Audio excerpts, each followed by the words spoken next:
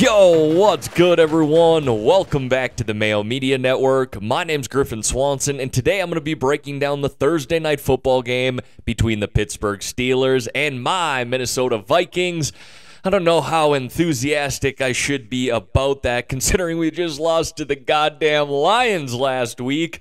But here I am, going to talk a little prize picks with you guys, and then dive into my spreadsheet, breaking down that DraftKings Showdown slate. But before we do all of that, if you could like this video here and subscribe to the Mayo Media Network, I would greatly appreciate that. If you don't know this by now, you probably should. Mayo Media Network is coming out with football content Monday through Sunday throughout the remainder of the season. We'll have content for the NFL playoffs as well, so don't miss out on any of that. For you podcast people, you can always go over to the Apple Pods or Spotify and find all of the content there. And while you're over there, leave a 5-star review. But with that being said, let's dive into this Thursday night football game here, kicking it off with a couple of prize picks that I like. All right, so I'm over on the PrizePicks.com website here now, and before we dive into my two picks here for this Thursday night showdown, I want to mention this. If you have not signed up for PrizePicks yet and are interested in doing so, we got two different promo codes that you can use upon signing up.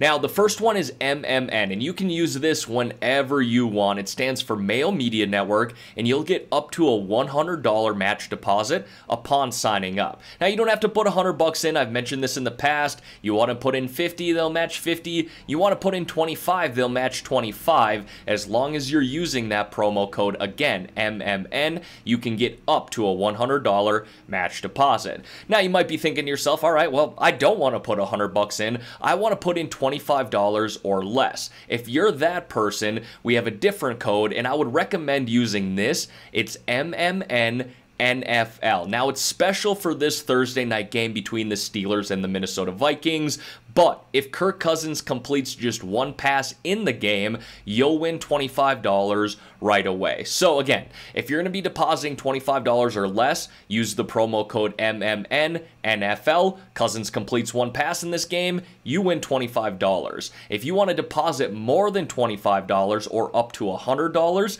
then use the promo code MNF, and you can get that match deposit, again, up to $100. Now, with all that said, I do have two picks that I like here for this Thursday night game. First is going to be a passing touchdown prop, and I'm going to take the over here on Cousins at 1.5. Now, he is going to be missing one of his top targets in this game. Adam Thielen is going to be out on Thursday night, and Thielen gets a lot of looks in the red zone. However, the secondary for the Steelers has not been great this year. In fact, they rank 25th overall in pass DVOA, 8th worst in the NFL, and Cousins has actually hit the over at this number of 1.5 and thrown for 2+ touchdowns in 9 of 12 games this year. And the Vikings' forte seems to be play tight with whoever your opponent is. They can beat the Green Bay Packers one week, they can lose to the Detroit Lions the next week, but they've really just played in tight games all year long, and I foresee the same thing happening here on Thursday night. And if the Vikings are going to win or at least keep this game close,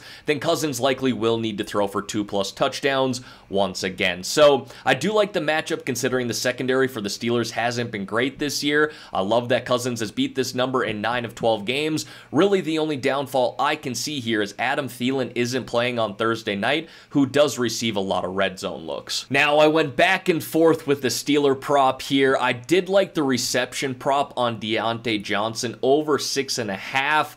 He's hit that number in 7 of 11 games this year, damn near locked into double-digit targets every week. However, I did opt to go with a fantasy score and went with Najee Harris over 16 fantasy points. Look, he's hit the over at this particular number in 10 of 12 games this year. His numbers are just great in general. His offensive line hasn't been great, so I will say that has been one downfall with Najee, and he doesn't always rack up a bunch of rushing yards, but he does see on average 22.7 rush attempts per game and 4.75 targets per game as well. So that's the beautiful thing about Najee, is it doesn't matter if the Steelers are winning or losing, he will be involved in the offense. And like I said, he's hit the over at this number of 16 fantasy points in 10 of 12 games. So I'm going to go back to it once again. So to recap there, I'm going to take the over on Najee. Again, that is a fantasy score, so over 16 fantasy points, and the over over on Kirk Cousins here at 1.5 passing touchdowns. We can approach this two different ways, flex play or the power play. If you go the power play route, you will need all of your picks to hit, but it does increase the payout. Again, we're running two different promotions here for Thursday night. You can always use the promo code MMN, which stands for Mayo Media Network, and get up to a $100 match deposit. But if you do not want to deposit $100 and want to do $25 or less, then take advantage of the Thursday promo code MMN NFL, and if Cousins completes just one pass in this game, you'll win $25 right away. But all right, now it's time to dive into my spreadsheet here, breaking down this DraftKings Showdown slate. As always, we'll start in the top left-hand corner with those Vegas odds. You can see the Vikings are favored to win right now, sitting on a money line here, a -165. Not entirely sure what's going on there. It kind of looked like the Matrix was running through my spreadsheet. But yes, the Vikings are favored to win this game, 3-point favorites as well, with an over-under there of 43 points. I definitely think it could go above that. I thought it was a bit low to begin with. I think there's some shootout potential in this game, especially considering both defenses have not been great this year. I'm not here to advocate for bets. I'm certainly talking DraftKings, but I just wanted to mention that did cross my mind. Also got these showdown stats here from 2020. Let's pop on over to this other sheet here. 6 different stats to go through in regards to the top 1% of showdown lineups from last year. Gonna go through these pretty quickly. Number 1, 92% of all showdown lineups from last year rostered at least one quarterback, and of the top 1% of lineups, 96% had a quarterback rostered as well. Number 2, 33% of all lineups rostered a wide receiver at captain. Of the top 1% of lineups, 31.5% had a wide receiver in the captain spot too. Number 3, 57% of the top 1% of lineups rostered a captain from the team favored to win. So in this example here, the Minnesota Vikings. Number 4, running back and opposing quarterback, wide receiver, or tight end was included in 88.9% of winning lineups that rostered a quarterback, wide receiver, or tight end from the other team at captain. Number 5, ignore defense and kickers in the captain spot. Very rarely does that work. Only 1.1% of the time last year in the top 1% of showdown lineups. And number 6, do not play more than 2 kickers or defenses in the same lineup. Usually 1 is fine. With all that said, time to dive into some of my favorite DraftKings plays here, kicking it off with the captains. As always, going to list out a captain from both sides of the game.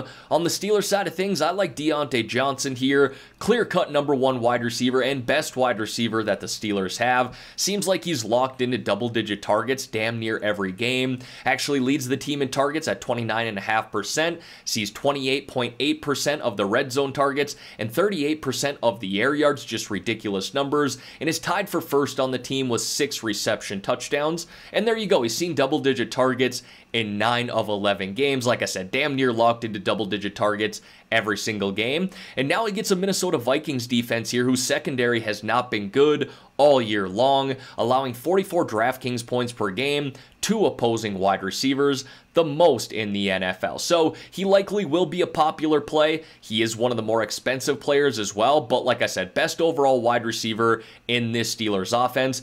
Basically locked into double-digit targets and a great matchup against the secondary for the Minnesota Vikings, who's allowed 44 DraftKings points per game, the most in the NFL. Now, yes, I understand that was a little dramatic there at the end, but as a Vikings fan, it's been another painful year. That's just the way it goes when you root for the Minnesota Vikings. Yeah, I remember the Gary Anderson days. I was only 4 years old when that happened, but fucking Gary Anderson, man, that's where it all started. It's just been no good ever since then. But on the Vikings side of things, I do like Alexander Mattison here in the captain spot. I expect that Dalvin Cook is going to miss this game. I know he's been a limited participant in practice this week, but the dude just separated his shoulder 2 games ago, so I don't know why they would rush him back right away, especially considering Mattison is a very capable running back, or backup running back, if you will. In the 3 starts where Cook has not played for the Vikings this year, Mattison has averaged 24.3 rushing attempts, 105 rushing yards, and 6 targets per game. those are RB1 numbers and actually really good numbers for any running back. And in those 3 games, Madison has put up 21.4, 26.1, and 30.3 DraftKings points. Like I said, he's very capable as a backup running back. And the Steelers defense, like I said, they haven't been great at stopping the pass this year, haven't been very good at stopping the run either, ranking 24th overall in rush DVOA. So mediocre at best. Madison, assuming Cook is out, should see a number 1 RB workload once again, and I do like this matchup here against the Steelers. Now, hopping on down here to some of my favorite flex plays. First guy I got there is Justin Jefferson, and you might be asking yourself, all right, you're not going to play Jefferson in the captain spot? No, by all means, I think that's okay. He is the most expensive player on this showdown slate, but it's not crazy to think that Jefferson could also be the top scoring player as well. Honestly, this is one of those slates where I think you can make a case for a lot of these guys. Cousins and Najee Harris, I think there's a case to be made there. Claypool, maybe one of these tight ends here if you want to get a little more contrarian. Or even KJ Osborne, who should slide in as wide receiver number 2 for the Vikings in Adam Thielen's absence. So, a lot of different players here. I think a case can be made to be put in the captain spot, and that would definitely include Justin Jefferson too. He's basically logged into double-digit targets as well, especially with Thielen out in this game. He already leads the team with a 25% target share this year, red zone targets 31% share, and 45% of the team's air yards. That's just absolutely ridiculous, and I would not be shocked if we see those numbers go up in this game with Adam Thielen out. We know the upside that Justin Jefferson has. We know that this secondary has not been very good for the Steelers this year. By all means, he could ball out on Thursday night. And then I got Kirk Cousins there, who I definitely prefer over Ben Roethlisberger in regards to the quarterbacks. If you're going to be playing Jefferson, Conklin, Osborne, hell, even Madison in your lineup, who again is averaging 6 targets per game when he starts for the Vikings, then it makes sense to make sure your lineup is correlated with Cousins. His numbers have actually been very legit this year. He's certainly not the reason why Minnesota is losing these tight games. Like I said earlier when we were talking about the prize picks, Cousins has thrown for 2+ touchdowns in 9 of 12 games this year and has topped 18+ DraftKings points in 8 of 12 too. Like I said, the Steelers secondary has not been very good this year, and defense as a whole really hasn't been good, ranking 25th overall in pass DVOA, 8th worst in the league. And again, I always revert back to this first stat from last year. Of the top 1% of showdown lineups, 96% of them had a quarterback rostered, and I can imagine that's going to be the case here on Thursday night once again. Now we're going to dive into some of these Steelers players here before we loop it back with some Vikings to wrap up the video. Got Najee, Ben Roethlisberger, Chase Claypool, and Pat Freiermuth. Starting with Najee here, played a major role in this offense all year long. Kind of talked about this during the PrizePicks segment of this video as well, averaging 22.7 rush attempts per game and 4.75 targets per game. Like I said earlier, it doesn't matter what the game script is for the Pittsburgh Steelers. If they're playing with a lead, Najee's just going to get more rush attempts. If they're playing from behind, well, he's just going to get more work in the passing game. Either way, his role is solidified. And again, I mentioned this earlier too, but he scored 16+ DraftKings points in 10 of 12 games this year. Not bad at all, especially for a rookie running back. Next, we got Slim Roethlisberger there, and look, I'm not a huge fan of this. We've all seen how Big Ben has played this year, and it has not been pretty at times. He's pretty much washed at this point in his career, certainly not the Big Ben of the past. However, if you're going to be playing guys like Deontay Johnson, Chase Claypool, Pat Freiermuth, or hell, even Najee Harris, it would make sense to make sure that your lineup is correlated with those guys by putting in Big Ben. So maybe you put in 2 Vikings players, for example, let's say Alexander Mattison and KJ Osborne, and then run it back with 4 Steelers, Ben Roethlisberger, Chase Claypool, Pat Freiermuth, and let's go with Najee Harris. I mean, a number of different ways that we could stack that up. If you're going to be doing a 4-2 stack like that where you have 4 Steelers, then that would be the type of scenario where it does make sense to play Roethlisberger. So like I said, I'm not a fan of it, but I always do revert back to that number 1 statistic, and of the top 1% of showdown lineups, 96% 56% had a quarterback. More times than not, the quarterback to have is probably going to be Kirk Cousins, but if you want to get a little more unique and get the quarterback with less ownership, that would be Ben Roethlisberger. We then got Chase Claypool there, who has been a bit up and down at times this year, but the upside is absolutely there. He's a deep threat wide receiver, and if the Steelers are smart, they're going to give him a handful of deep looks against this secondary for the Minnesota Vikings. He's currently second on this Steelers team in targets at 19% and air yards 33.5%. So again, he gets those deep threat looks, and he's expected to see Vikings quarterback Bashaud Breeland most of the time in this game, who ranks 113 out of 118 qualified quarterbacks this year per Pro Football Focus. So literally the bottom of the barrel. He won't be shadowed by Breeland, but is projected to see the most snaps against him. So a pretty damn good price tag here, $7,400. An even better matchup against Bashaud Breeland. Should see a handful of deep looks in this game, and would not be shocked if he wins a handful of those, especially if it is Breeland going up against him. Now, one Steelers player who continues to impress and seems to be getting better with each and every game is their rookie tight end Pat Freiermuth, who since week 8 has seen a 16.5% target share in this Steelers offense and actually leads the team with 5 reception touchdowns in that stretch of games. And actually on the season, he's the second most targeted Steelers player in the red zone, seeing a 22% target share there. Now, rumor is, or word is, that both Anthony Barr and Eric Kendricks could be back in this game. If they are back, that would be a bit of a downgrade here to Pat Freiermuth, but at $6,600, I think he's in play either way. But if those linebackers do happen to miss this game for the Minnesota Vikings, then Freiermuth will certainly be an even better play. Now, I certainly don't mind the Minnesota Vikings tight end in this game either, especially considering Adam Thielen is expected to miss on Thursday night. Conklin should play a bigger role in the passing game, and he's really been involved in this offense all year long.